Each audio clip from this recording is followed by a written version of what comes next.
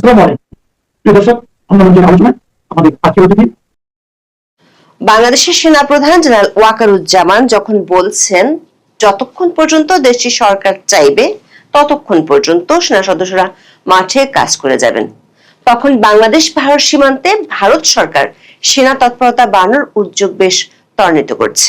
পশ্চিমবঙ্গে বিজেপি ক্ষমতায় এসেই সীমান্ত নিরাপত্তা নিয়ে একের পর এক কঠোর পদক্ষেপ নিচ্ছে শুভেন্দু অধিকারীর নেতৃত্বাধীন বিজেপি সরকার। এবার ভারতের উত্তরবঙ্গের কৌশলগতভাবে গুরুত্বপূর্ণ চিকেন স্নেক তথা শিলিগুড়ি করিডোরের 120 একর জমি কেন্দ্রের কাছে হস্তান্তরের সিদ্ধান্ত নিয়েছে পশ্চিমবঙ্গের রাজ্য সরকার।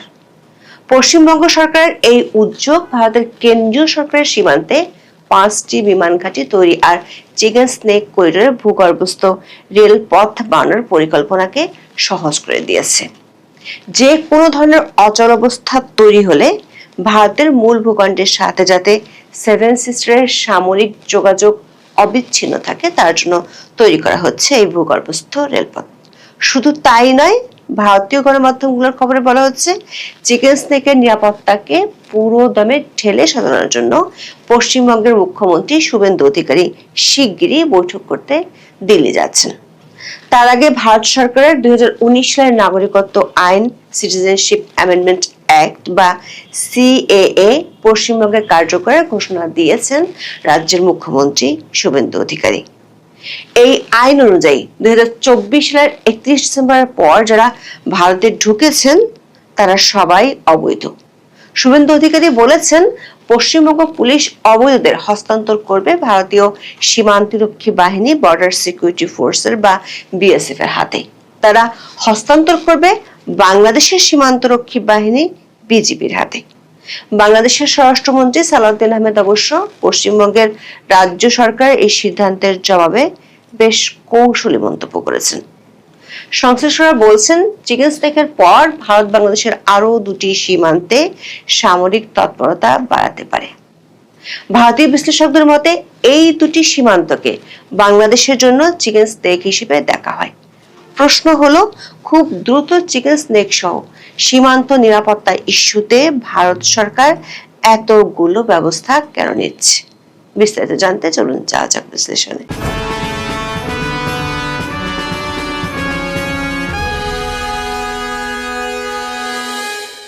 পশ্চিমবঙ্গে প্রথমবারের মতো বিজেপি ক্ষমতায় এসে অবৈধ বাংলাদেশি অনুপ্রবেশকারীদের ফেরত পাঠানো বা পুশিন করার ঘোষণা দিয়েছিল। এই অবৈধ অনুপ্রবেশ ঠেকাতে পশ্চিমবঙ্গ সীমান্তে কাঁটাতারের বেড়া দেওয়ার কাজ শুরুর ঘোষণা দেয়। তৃণমূল কংগ্রেসের আমলে এই কাজ ঠেকেছিল কারণ মমতা ব্যানার্জির রাজ্য সরকার কেন্দ্রীয় সরকারকে জমি হস্তান্তর করেনি। শুভেন্দু অধিকারী মুখ্যমন্ত্রী হওয়ার পরপরই ঘোষণা দেন 45 দিনের মধ্যে বিএসএফ এর হাতে জমি হস্তান্তর করা হবে। ঘোষণা মতো এরই মধ্যে কাজও শুরু হয়েছে। কাঁটাতারের বেড়া দেওয়ার জন্য বিএসএফ এর হাতে প্রথম দফায় 27 কিলোমিটার জমি তুলে দিয়েছে পশ্চিমবঙ্গের সরকার।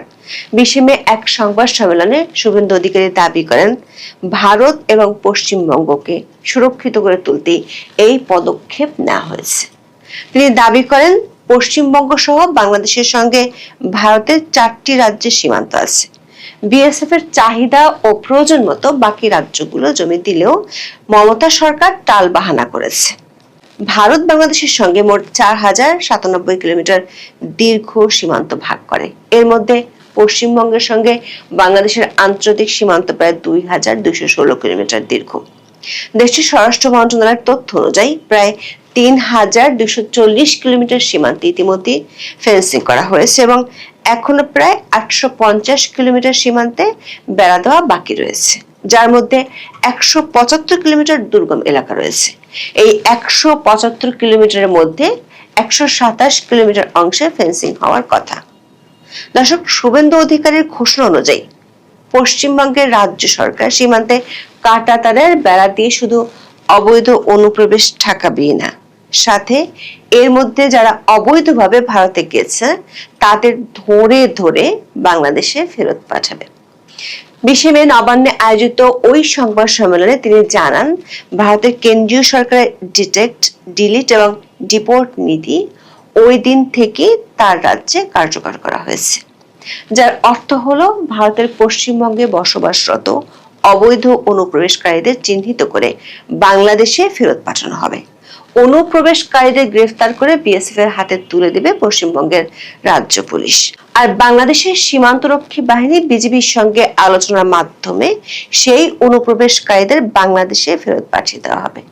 মুখ্যমন্ত্রী শুভেন্দু অধিকারী অবশ্য বলেছেন 2024 সালের 31শে ডিসেম্বর পর্যন্ত যারা পশ্চিমবঙ্গে গিয়েছে তাদের পুলিশ কোনো হেনস্থা করতে পারবে না বা আটক করতে পারবে না, কিন্তু যারা সিএএ এর অন্তর্ভুক্ত নন তারা সম্পূর্ণ অবৈধ অভিবাসী। বাংলাদেশের দৈনিক প্রথম আলোর খবরে বলা হয়েছে, সিএএ তে বলা আছে 60টি সম্প্রদায় বা ধর্ম পালন করা লোকদের কথা যারা সিটিজেনশিপ অ্যামেন্ডমেন্ট অ্যাক্টের আওতায় আসবেন। যারা 2024 সালের 31শে ডিসেম্বর পর্যন্ত এসেছেন তাদের পুলিশ কোথাও হেনস্থা করতে পারবে না। তবে 60টি সম্প্রদায় যারা সিএএ এর আওতায় আছে তাদের মধ্যে আফগানিস্তান, বাংলাদেশ ও পাকিস্তানের মুসলমান সম্প্রদায় নেই। আইনটির কিছু পরিমার্জন 2024 সালে করা হয়েছে, তবে পাকিস্তান, আফগানিস্তান বা বাংলাদেশের মুসলমান মানুষের ক্ষেত্রে এটা প্রযোজ্য নয়। এদিকে শুভেন্দু অধিকারীর এই ঘোষণা নিয়ে বাংলাদেশ সরকারের প্রতিক্রিয়া কি তা দেশটির সাংবাদিকরা জানতে চেয়েছিলেন স্বরাষ্ট্রমন্ত্রী সালাউদ্দিন আহমেদের কাছে। তিনি বলেছেন এটি ভারতের অভ্যন্তরীণ বিষয়। তিনি মনে করেন ভারতের সিএ বা আসামের এনআরসি তাদের নাগরিকদের জন্য নিজস্ব আইন কানুন, সেখানে বাংলাদেশের কোনো বক্তব্য থাকার অবকাশ নেই। তবে বাংলাদেশের সীমান্তে বিজিবি সর্বোচ্চ সতর্ক অবস্থায় রয়েছে যেন কোনো পুশিন বা অবৈধ অনুপ্রবেশ না ঘটে। যদিও বাংলাদেশের একাধিক গণমাধ্যমের খবর হলো এই পুশিন ইস্যুতে সীমান্তে দুই দেশের সীমান্তরক্ষী বাহিনীর মধ্যে কিছুটা উত্তেজনা লক্ষ্য করা যাচ্ছে। ভারতের একাধিক সূত্র বলছে পশ্চিমবঙ্গের রাজ্য সরকার এবং ভারতের কেন্দ্রীয় সরকারের মূল চিন্তা এই অবৈধ অনুপ্রবেশ নয়, বরং চিকেন স্নেকের নিরাপত্তা। ভারতের জন্য সবচেয়ে স্পর্শকাতর এই করিডোরের নিরাপত্তা নিয়ে বেশ উদ্বেগ দেখা গিয়েছিল বাংলাদেশের ইউনূস সরকারের আমলে। বিএনপি সরকার আসার পর হঠাৎ করে এবং খুব দ্রুত গতিতে এই করিডোরে ভারত সরকার সামরিক তৎপরতা বাড়াতে দেখা যাচ্ছে। ভারতীয় গণমাধ্যমের খবরে বলা হয়েছে এই করিডোরের নিরাপত্তা নিয়ে আলোচনার জন্য পশ্চিমবঙ্গের মুখ্যমন্ত্রী শুভেন্দু অধিকারীর ডাক পড়েছে দিল্লিতে। তার আগে শুভেন্দু অধিকারীর রাজ্য সরকার এই চিকেন স্নেক করিডোরের 120 একর জমি কেন্দ্রকে হস্তান্তর করার সিদ্ধান্ত নিয়েছে। সাথে এই অঞ্চলের 7টি গুরুত্বপূর্ণ জাতীয় মহাসড়ক অংশ দিল্লি বা কেন্দ্রীয় সংস্থাগুলোর কাছে হস্তান্তরের অনুমোদন দেওয়া হয়েছে। এই 120 একর জমি কেন্দ্রকে দেওয়ার অর্থ হলো ভারত যে গত বছর দেড়েক ধরে চিকেন স্নেক করিডোরকে ঘিরে মাটির তলদেশ দিয়ে রেল লাইন ও সড়কপথ করতে চাইছে সেটিতে আর কোনো বাধা থাকবে না। ইতিমধ্যে ভারতের সুরক্ষার কথা ভেবে রাজ্যের কাছ থেকে শিলিগুড়ি ও উত্তরবঙ্গের 7টি সড়ক ন্যাশনাল হাইওয়ের হাতে তুলে দেওয়া হয়েছে। এর মধ্যে রয়েছে হাসিমারা জাগাও হয়ে ভারত ভুটান সীমান্ত পর্যন্ত সম্পূর্ণ অংশ, বারাদিঘি ময়নাগুড়ি চ্যাংরাবান্ধা হয়ে ভারত বাংলাদেশ সীমান্ত পর্যন্ত সম্পূর্ণ অংশ এবং শিলিগুড়ি কার্শিয়াং দার্জিলিং সম্পূর্ণ অংশ। দর্শক, চিকেন স্নেকের অবস্থান ভারতের পশ্চিমবঙ্গে। চিকেন স্নেক বা শিলিগুড়ি করিডোর হলো এমন একটি সংকীর্ণ ভৌগোলিক করিডোর যা ভারতীয় মূল ভূখণ্ডকে উত্তর পূর্ব ভারতের রাজ্যগুলোর সঙ্গে যুক্ত করে। এই করিডোরের দৈর্ঘ্যে প্রায় 60 কিলোমিটার এবং প্রস্থে প্রায় 22 কিলোমিটার এবং দেখতে অনেকটা মুরগির গলার মতো সরু, তাই এর নাম চিকেন স্নেক। দার্জিলিং ও জলপাইগুড়ির মাঝামাঝি অবস্থিত এই সরু করিডোরের এক পাশে আছে নেপাল ও ভুটান, অন্যদিকে বাংলাদেশ ও চীন। শেষের দুই দেশের সঙ্গে কৌশলগত অবস্থানে থাকা এই অঞ্চলে অপারেশন সিঁদুরের পর থেকে সেনা উপস্থিতি বাড়িয়েছে ভারত। তখন প্রায় একই সময় বাংলাদেশের অন্তর্বর্তী সরকার প্রধান উপদেষ্টা মোহাম্মদ ইউনূসের একটি মন্তব্য ঘিরে আলোচনা শুরু হলে চিকেন স্নেকের নিরাপত্তা নিয়ে বিশেষ নজর দেয় ভারত। স্থলবেষ্টিত উত্তর পূর্ব অঞ্চলের 7টি রাজ্যের সঙ্গে ভারতের যোগাযোগের প্রবেশ পথ সমুদ্রের একমাত্র অভিভাবক হিসেবে বাংলাদেশকে তুলে ধরে চীনকে বিনিয়োগের আহ্বান জানিয়েছিলেন মোহাম্মদ ইউনূস। তার এই মন্তব্য তখন ভারতীয় রাজনীতিতে তীব্র প্রতিক্রিয়ার সৃষ্টি করেছিল। চিকেন স্নেক বা শিলিগুড়ি করিডোর অরুণাচল প্রদেশ, আসাম, মণিপুর, মেঘালয়, মিজোরাম, নাগাল্যান্ড, সিকিম ও ত্রিপুরা এই 8 রাজ্যকে ভারতের সঙ্গে যুক্ত করে। করিডোরটি নাগরিকদের চলাচল ও সামরিক সরবরাহের জন্য অত্যন্ত গুরুত্বপূর্ণ। এটি ভারতের উত্তর পূর্ব অঞ্চলের লাইফলাইন। এই করিডোর দিয়ে ভারতের উত্তর পূর্ব রাজ্যে সব ধরনের রসদ, পণ্য এবং সামরিক সরঞ্জাম সরবরাহ করা হয়। এটি বন্ধ হলে ভারতের উত্তর পূর্বাঞ্চল বিচ্ছিন্ন হয়ে পড়বে, আঞ্চলিক অখণ্ডতায় হুমকি তৈরি হবে। এই কারণে এর সুরক্ষাকে সর্বোচ্চ অগ্রাধিকার দেয় ভারত। এই করিডোরে খুব কাছেই ঢোকলাম। 2017 সালে চীন ভারত সামরিক উত্তেজনার পর এখানে প্রতিরক্ষা ব্যবস্থা জোরদার করে দিল্লি। এই করিডোরের উপর নির্ভরতা কমানোর জন্য আগে থেকেই ভারত বিকল্প সংযোগ পরিকল্পনা খুঁজছিল। চিকেন স্নেক শুধু ভৌগোলিক করিডোর নয়, এটি ভারত বাংলাদেশের মধ্যে আঞ্চলিক নিরাপত্তা, বাণিজ্য, কূটনীতি ও যোগাযোগ ব্যবস্থার কেন্দ্রবিন্দু। এই করিডোরের জন্য নিশ্চিত নিরাপত্তা নিশ্চিত করতে ভারত সরকার গত বছর ধরে 5টি বিমান ঘাঁটি, 3টি সামরিক ঘাঁটি স্থাপনের উদ্যোগ নিয়েছে। ভারতীয় সেনাবাহিনী ও বিমান বাহিনী এরই মধ্যে উত্তর দিনাজপুরের চোপড়া, আসামের ধুবড়ী এবং বিহারের কিশনগঞ্জ এই 3টি জায়গায় নতুন ব্যাটালিয়ন অফিস বা সামরিক ঘাঁটি স্থাপন করেছে। চিকেন স্নেক করিডোর থেকে ধুবড়ী দূরত্ব 222 থেকে 240 কিলোমিটার, চোপড়ার দূরত্ব 52 কিলোমিটার আর কিশনগঞ্জের দূরত্ব 152 থেকে 180 কিলোমিটার। কিন্তু এসব সেনা ও বিমান স্থাপনা কার্যত অচল হয়ে যেতে পারে যদি এই চিকেন স্নেক কখনো আক্রান্ত হয়। কারণ চিকেন স্নেক বিচ্ছিন্ন হওয়ার অর্থ হলো ভারতের মূল ভূখণ্ডের সাথে 5 কোটি মানুষের যোগাযোগ বিচ্ছিন্ন হয়ে যাওয়া।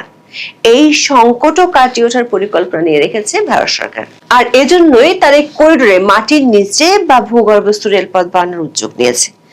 একদিকে চিকেন স্নেক বা শিলিগুড়ি করিডোরে মাটির নিচে সুড়ঙ্গ কেটে রেল লাইন বসানো হবে, অন্যদিকে আসামে ব্রহ্মপুত্র নদের নিচ দিয়ে সুদীর্ঘ এক সুড়ঙ্গ পথের পরিকল্পনা অনুমোদন করেছে ভারত সরকার।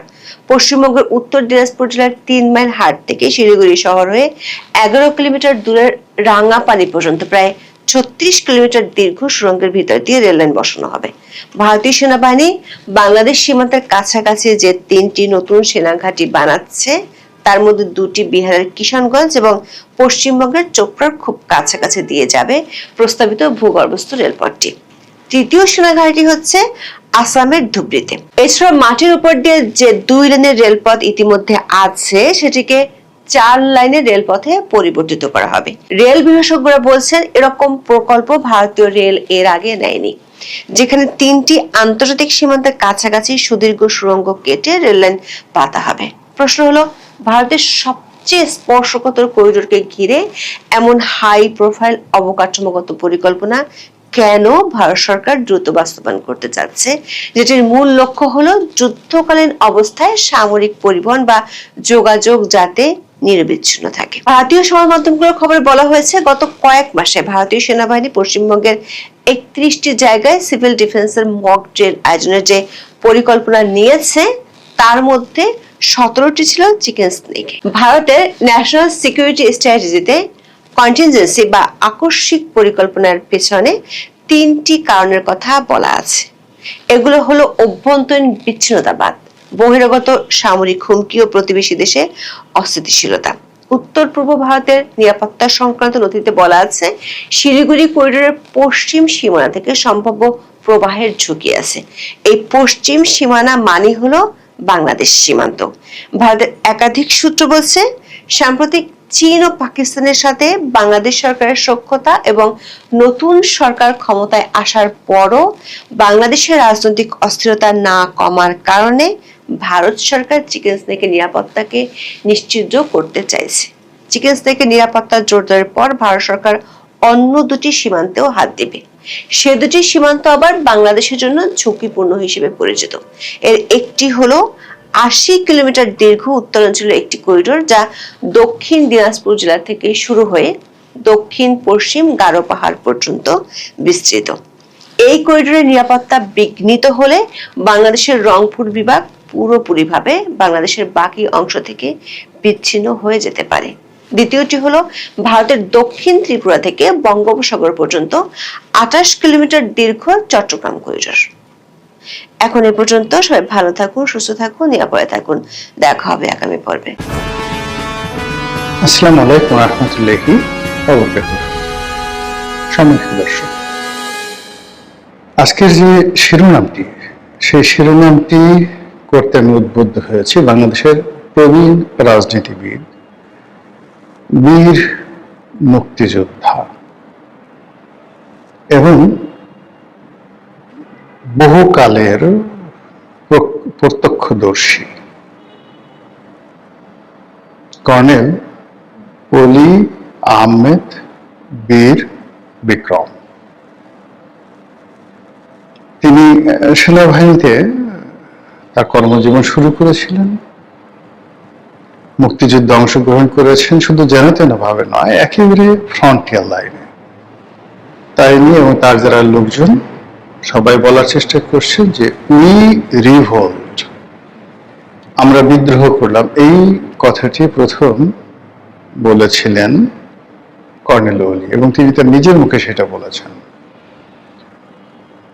তিনি জিয়াউর রহমান সাহেবের খুব ঘনিষ্ঠ ছিলেন এবং জিয়াউর রহমান সাহেব তাকে উস্তাদ ডাকতেন, শিক্ষক ডাকতেন, টিচার। তিনি তার মিলিটারি সেক্রেটারি ছিলেন, মন্ত্রী ছিলেন, সংসদ সদস্য ছিলেন। তিনি বেগম জিয়ার খুবই ঘনিষ্ঠ ছিলেন। বেগম জিয়ার একেবারে দুর্দিনগুলোতে যখন তিনি বলতে গেলে একেবারে মানসিকভাবে ভেঙে পড়েছিলেন, তো সেই সময়টিতে তিনি বেগম জিয়ার খুবই ঘনিষ্ঠ ছিলেন এবং তাকে বুদ্ধি দিয়ে, পরামর্শ দিয়ে দিনের পর দিন তিনি বেগম জিয়াকে সাহায্য করেছেন। তারপর বেগম জিয়া আবার যখন রাজনৈতিক দল করেছেন, রাজনীতিতে এসেছেন, ক্ষমতা লাভ করেছেন, কর্নেল অলিকে তিনি যথেষ্ট মর্যাদা দিয়ে, সম্মান দিয়ে তার দলে রেখেছেন। কর্নেল অলির সাথে মূলত সমস্যা হয়েছে তারেক রহমান সাহেবের হাওয়া ভবনের সঙ্গে।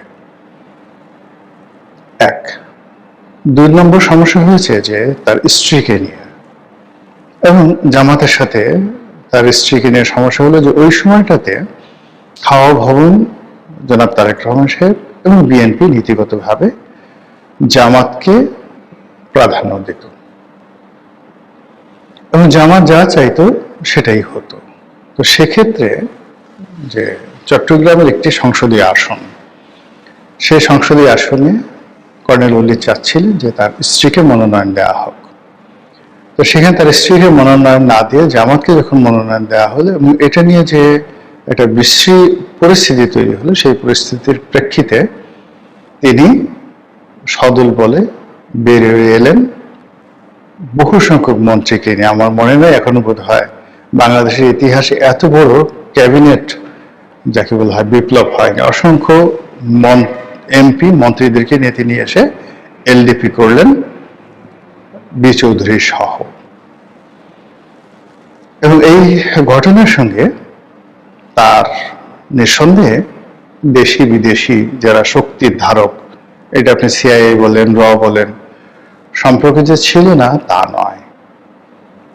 এর কারণ হলো আমাদের দেশের যারা একেবারে রাস্তার লেদু বেদু ধলা, এদের সাথেও র, সিআইএ বড় বড় কর্তারা দেখা করে। তো সেখানে কর্নেল অলি এত বড় একটা সম্পর্ক, মানে সিদ্ধান্ত নেবেন সরকার থেকে মন্ত্রিত্ব ছেড়ে দিয়ে আরো বেশ কয়েকজন মন্ত্রীকে তিনি সেই ক্যাবিনেট থেকে বের করে এনে 30-40 জন এমপিদেরকে তিনি পদত্যাগ করতে বাধ্য করলেন বা ইনফ্লুয়েন্স করলেন। এটা সহজ ব্যাপার ছিল না। বাংলাদেশে একবারই হয়েছে, ভবিষ্যতে আর হবে না, এটা কর্নেল অলি করেছেন।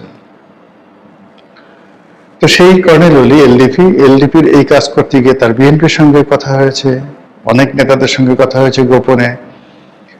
এই কাজ করতে গিয়ে তার আওয়ামী লীগের তৎকালীন যারা নেতা ছিলেন তাদের কাছ থেকে তিনি নিঃসন্দেহে একটা আশ্বাস পেয়েছিলেন যে আপনি যা কিছু করবেন আমরা আছি, যদি আমরা আগামীতে ক্ষমতায় আসি এটা ভালো, অথবা এই পার্লামেন্টে আপনি যদি বিদ্রোহ করতে চান আমরা আপনাকে সমর্থন দেব। এরকম নানা রকম, আপনি যদি প্রধানমন্ত্রী হতে চান আপনাকে দরকার হলে প্রধানমন্ত্রী বানাবো।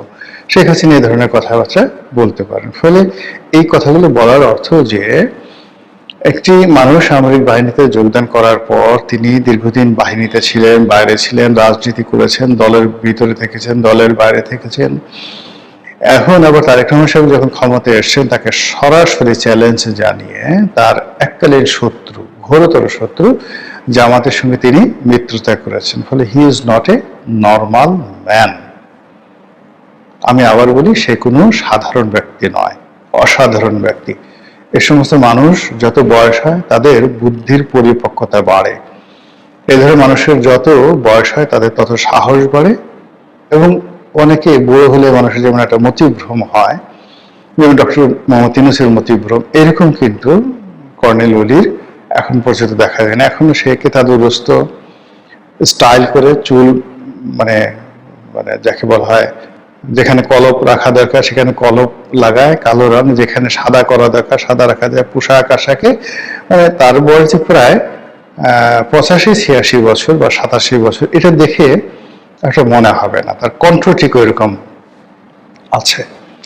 তো তিনি অতি সম্প্রতি যে বক্তব্য দিয়েছেন শেখ হাসিনা সম্পর্কে, সেই বক্তব্যের মুদ্রা কথা হলো, শেখ হাসিনা ভারতের প্রশাসনকে বলেছে যে পশ্চিমবঙ্গে মুখ্যমন্ত্রী রূপে শুভেন্দুকে তার দরকার।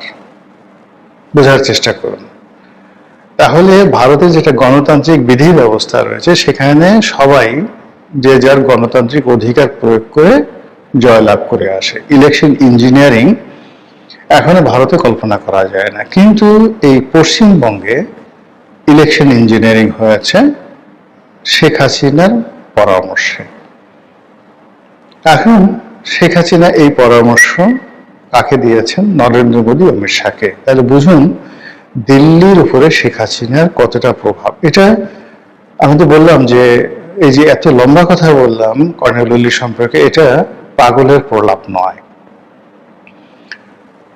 তো শেখ হাসিনা দিল্লিকে বলেছে যে পশ্চিমবঙ্গের ক্ষমতায় তার শুভেন্দুকে দরকার। দ্বিতীয়ত হলো, শুভেন্দু তো নর্মাল ভোটে পাশ করবে না। এখন এই ভোটগুলো করার জন্য ইলেকশন ইঞ্জিনিয়ারিং লাগবে। এখন ভারত তো এই ধরনের ইলেকশন ইঞ্জিনিয়ারিং এ এক্সপার্ট নয়। তাহলে কি হলো? শেখ হাসিনা যে সমস্ত লোকজন বাংলাদেশ থেকে এখন ভারতে আছেন, দিল্লিতে আছেন, কলকাতাতে আছেন, তাদের সঙ্গে ভারতের প্রশাসনের একটা সমঝোতা হয়েছে এবং সেই সমঝোতার ভিত্তিতে ইলেকশন ইঞ্জিনিয়ারিং করে তারপরে সেই পশ্চিমবঙ্গে শুভেন্দুকে ক্ষমতা আনা হয়েছে। এটা কর্নেল ওলি বলেছেন।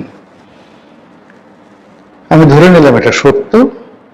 যদি সত্য হয় তাহলে পশ্চিমবঙ্গে শুভেন্দু নয়, মানে শেখ হাসিনা আসলে পশ্চিমবঙ্গের এখন গভর্নর, মানে যাকে বলা হয় নরেন্দ্র মোদীর প্রতিনিধি। শেখ হাসিনা যেভাবে বলবেন শুভেন্দু সেভাবেই চলবেন। আর পুরো কলকাতা, পশ্চিমবঙ্গ, শিলিগুড়ি, আসাম, এই পুরো এলাকা এখন শেখ হাসিনার একক কর্তৃত্বে চলবে, যদি কর্নেল ওলির এই বক্তব্য আপনি সত্য হিসাবে ধরেন। এবং ইতিমধ্যে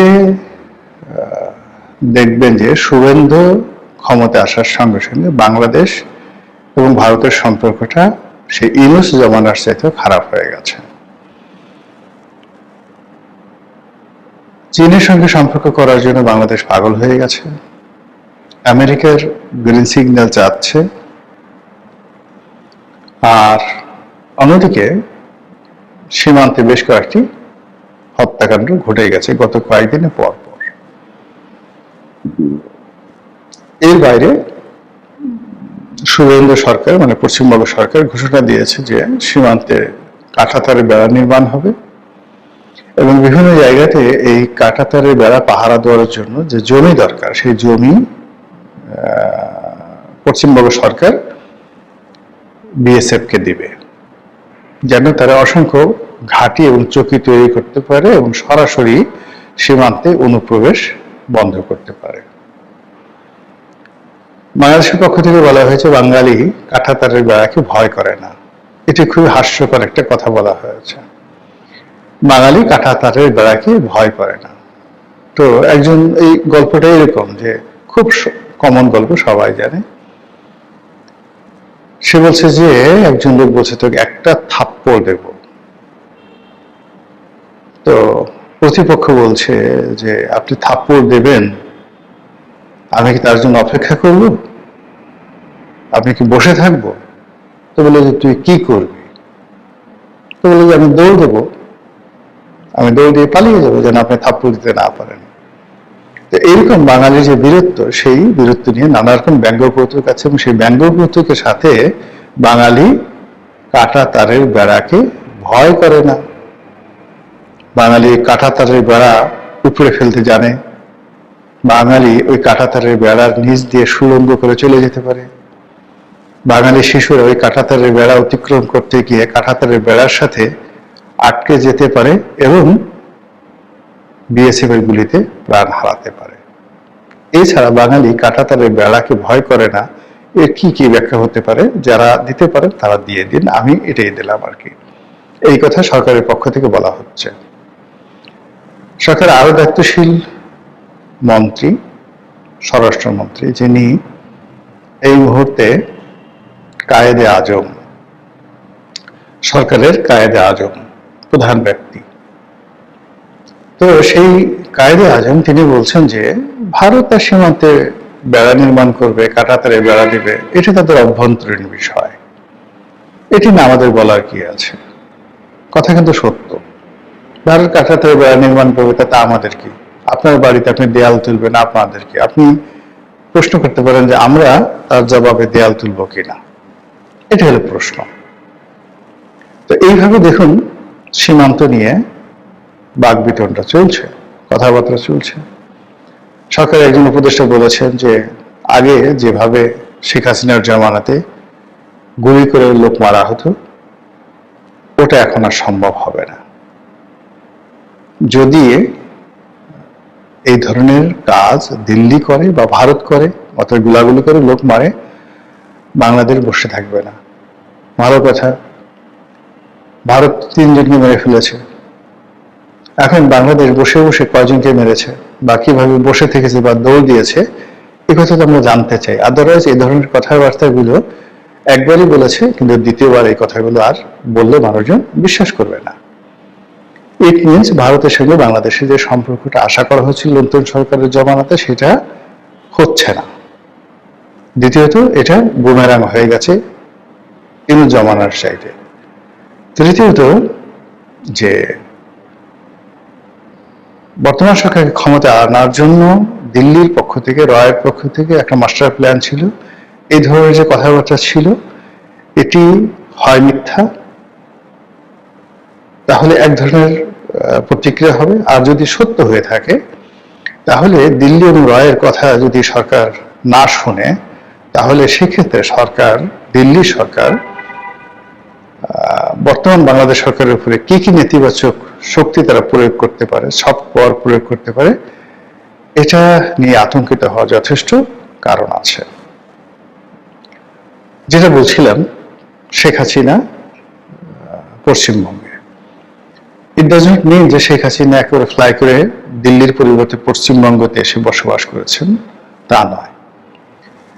এই যে শুভেন্দু যে পশ্চিমবঙ্গের মুখ্যমন্ত্রী হলো, এখন আওয়ামী লীগের যারা লোকজন রয়েছেন তাদের ভিসা আছে না আছে ডাজ নট ম্যাটার, বুক ফুলিয়ে তারা এখন পশ্চিমবঙ্গে ঘুরে বেড়াবে, বিভিন্ন রাষ্ট্রীয় অনুষ্ঠানে যাবে। ওই যে গাজীপুরের মেয়র জাহাঙ্গীর, সে তো বিরাট একটা ফুলের চূড়া নিয়ে শুভেন্দুর সঙ্গে দেখা করে আসলো, এবং সেই ছবি আবার সে ফেসবুকে দিল। আওয়ামী লীগের অসংখ্য টেলিগ্রাম, তারপরে যে সকল সামাজিক মাধ্যমে তাদের নিয়মিত যোগাযোগ হয়, সেখানে এই শুভেন্দুর আগমন, পশ্চিমবঙ্গে বিজেপির যে জয়লাভ, এটা নিয়ে রীতিমতো আনন্দ উল্লাস। এবং আওয়ামী লীগের যারা বাংলাদেশে পালিয়ে আছে, তারা সবাই এখন রীতিমতো প্রতিদিন পালা করে হাঁসের মাংস সেই বিভিন্ন জায়গাতে, যেখানে যেখানে পূর্বাচল আছে, নীলা মার্কেট আছে, তারপর ওয়েস্টিন আছে, যাদের সামর্থ্য আছে সামর্থ্য অনুযায়ী পাল্লা দিয়ে তারা হাঁসের মাংস খাওয়া শুরু করে দিয়েছে। তাদের শক্তি দরকার, গরম দরকার। এরই মধ্যে পশ্চিমবঙ্গ শুভেন্দু সরকারের সাথে সেলিব্রেশনকে কেন্দ্র করে বাংলাদেশের ছাত্রলীগের কয়েক দফা মিছিল হয়েছে। ছাত্রলীগের কমিটিগুলো নতুন করে গঠিত হচ্ছে, একটার পর একটা কমিটি দিচ্ছে। তো এই প্রেক্ষিতে এই যে কর্নেল ওলি যে কথাগুলো বললেন যে শেখ হাসিনার পরামর্শে ভারত ইঞ্জিনিয়ারিং করে শুভেন্দুকে সেখানে বসিয়েছে, এবং সেটা যদি সত্যি হয় তাহলে শুভেন্দু বসে থাকবে না, শেখ হাসিনাও বসে থাকবে না, আর সরকার যারা আছেন তারা নিঃসন্দেহে নাকে তেল দিয়ে ঘুমাবে না। বুঝতে পারছেন যে সামনে যে পরিস্থিতিগুলো কতটা জটিল হয়ে যাচ্ছে। মহান আল্লাহ আমাদের সবাইকে হেদায়েত দান করুন এবং হেফাজত করুন। আসসালামু আলাইকুম ওয়া রাহমাতুল্লাহি ওয়া বারাকাতুহু।